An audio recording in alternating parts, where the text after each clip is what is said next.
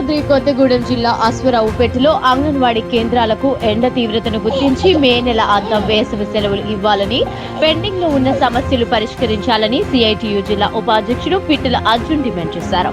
అంగన్వాడీ ఉద్యోగులు ఎదుర్కొంటున్న సమస్యలు పరిష్కరించాలని కోరుతూ స్థానిక సిడిపిఓ కార్యాలయం ముందు ధర్నా నిర్వహించి వినతి పత్రాన్ని అటెండర్ ప్రసాద్ కు అందజేశారు. ఈ సందర్భంగా అర్జున్ మాట్లాడుతూ కేంద్ర బడ్జెట్ లో ఐసిడిఎస్ కు తగిన నిధులు కేటాయించని కారణంగానే అంగన్వాడీ ఉద్యోగుల సమస్యలు పరిష్కారం కావడం లేదని అన్నారు.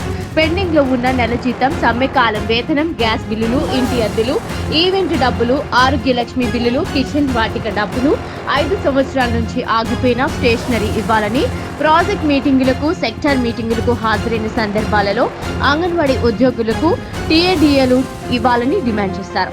ఈ కార్యక్రమంలో అంగన్వాడీ యూనియన్ నాయకులు రాధా, కృష్ణవేణి, ప్రభ, లక్ష్మి, వెంకటరమణ తదితరులు పాల్గొన్నారు.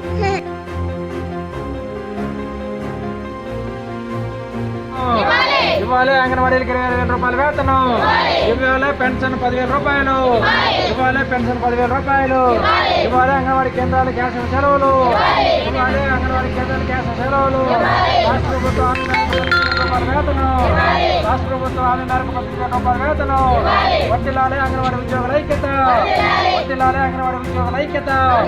జిందాబాద్ జిందాబాద్ జిందాబాద్ జిందాబాద్. పెండింగ్ లో ఉన్న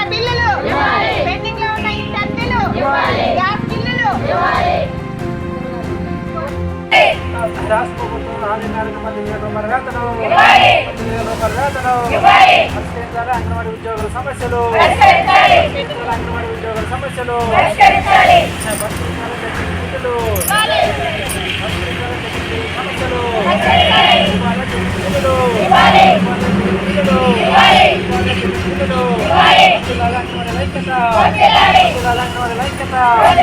జిందాబాద్ జిందాబాద్ జిందాబాద్